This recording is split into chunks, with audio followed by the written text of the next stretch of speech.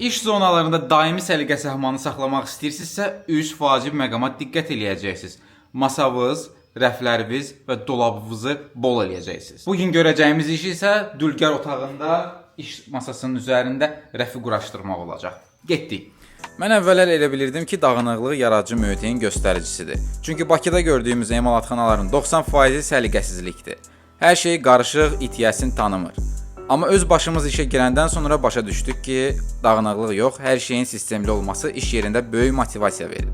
Ən əsas məsələdə axtardığın hər şey öz yerində olur. Bu da səni ilk növbədə artıq vaxt itkisindən azad edir.